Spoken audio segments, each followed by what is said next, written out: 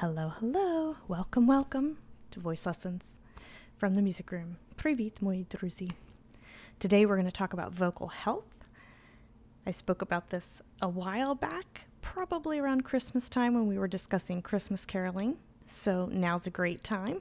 Thank you to one of my subscribers for asking for a special video with tips regarding food, what we're drinking, even aging. As we're aging, we want to keep our voices as healthy as possible, as long as possible.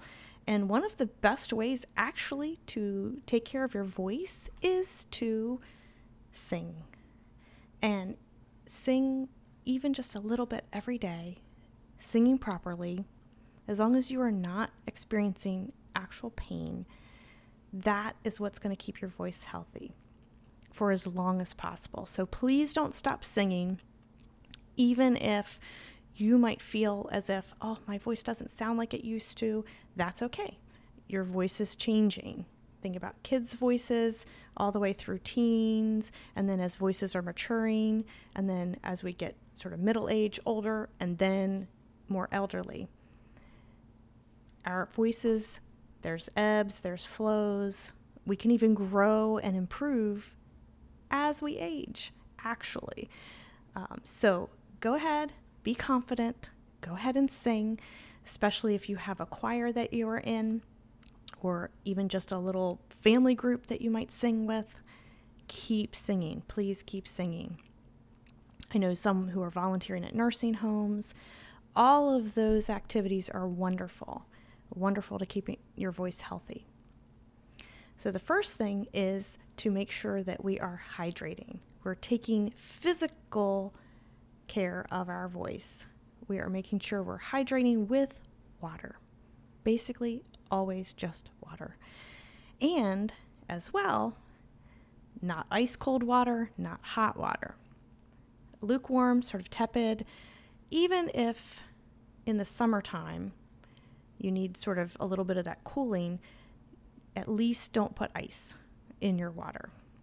As tempting as it might be, as refreshing as it might feel, it's actually very harsh for your vocal folds. So we want to make sure that we're just using maybe in the hot summer, cool water, and then to more tepid, lukewarm is great. And then if you're experiencing maybe allergies or have a little cold or something like that, a little bit of a sore throat, then warm. We can talk about, there's some herbal teas that are good, little bit of even some lemon and honey in it. Even just some lemon and honey in warm water is helpful. It's helpful for your body to heal, but it's also just helpful and soothing for your voice, your throat. So we're going to make sure mostly we're just drinking water. Hydrate, hydrate, hydrate. Now, I also know that lots of us, we might drink coffee in the morning, we might drink tea, you're going to have milk, maybe milk with your cereal, an occasional milkshake, or you're going to have ice cream, even frozen yogurt, any kind of dairy products. Those dairy products, yes, do increase that mucus, that mucosal response. So you want to make sure that after, it doesn't mean you can't eat or drink dairy, but after you eat or drink dairy, then go ahead and have some water. And that will help just calm down that mucosal response. So it'll cut the phlegm down. It'll sort of wash that away. So feel free, if you like drinking your milk or dairy products, go ahead and do that. But then just right away, especially if you're going to be singing, maybe if you're not singing immediately, that's okay. But I would recommend any time to go ahead and flush that out. Go ahead and flush that out with some water. Especially, again, allergies. I suffer from a lot of allergies. Or as cold season comes and goes, then you want to make sure that you don't need extra mucus to be clogging things up. You want to keep flushing that out. So go ahead and have your dairy, but then flush it with some water. Now, there are also some teas that you can have especially any herbal tea that doesn't have the caffeine is best. The black tea, coffee, those have caffeine, which can also cause sort of dryness because they are a diuretic, so they're gonna dehydrate you. Now again, it doesn't mean don't drink coffee, don't drink tea. It just means that after you've had and enjoyed your coffee, your black tea, your caffeinated tea, then go ahead again, flush with some water, hydrate with some water, just to go ahead and sort of calm down the dehydration that happened from the caffeine, and you'll be fine. Now, especially if you're going to sing, if you know you're going to be singing with your choir, you're singing at a concert, or you're going to a rehearsal, whatever it might be, obviously then make sure that, the 1 to 2 hours before you're going to sing, you're just having water. Or again, something soothing like a little bit of the lemon and honey in some warm water.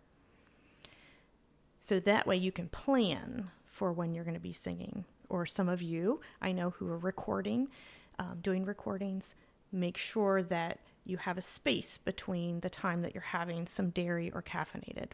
Now, most importantly, if at all possible, and I know this is hard probably for a lot of you, don't drink any sodas. And in fact, even the carbonated waters can actually counteract what we're trying to do with hydrating.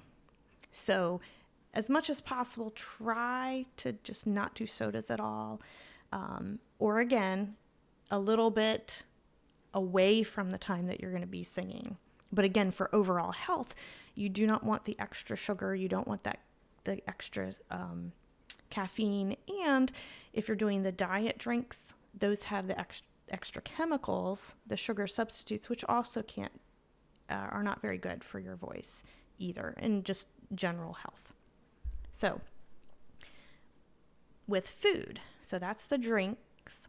So with food, you need to make sure that with the foods, you try to reduce the spicy foods, because again, those can be very harsh and flare and cause inflammation.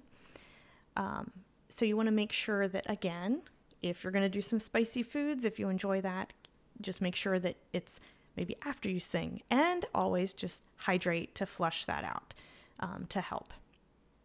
And again, we discussed the dairy products. So that would be also if you're eating yogurt or cheese or things like that that are dairy. Again, just flush that out, and maybe don't eat those foods right before you're going to sing. All right, so we discussed the drinks, we discussed food, and then now we're going to discuss just where are we in our age regarding our singing. So as you get older, obviously, just like with everything, things can start to deteriorate, they can start to thin, and we want to keep those as healthy as possible. And really, the old adage of use it or lose it is very true. So you really do just want to keep singing.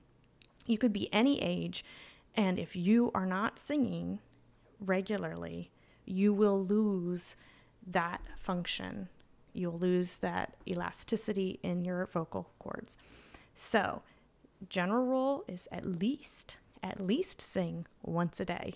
Again, with my videos, mostly they're about a minute long. So they're very, very short and sweet, quick little videos. You can pick, even just 2 or 3 a day, and that will help keep your voice in shape.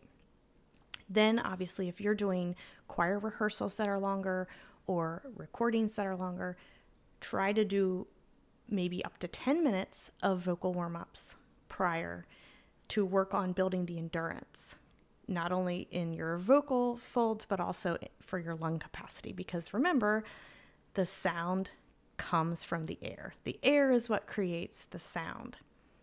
So hopefully in the future, I'll do a few more videos like this. And feel free to give me suggestions of other videos that you would like me to talk about. Or if I wasn't specific enough, or if you have a question, please ask me in the comments. So, and again, My goal is to help everyone just enjoy the voice that you have and enjoy singing wherever you are and in whatever circumstances. I want everybody to have the healthiest voice possible and just sing a little bit every day. All right, have a wonderful day. Bye.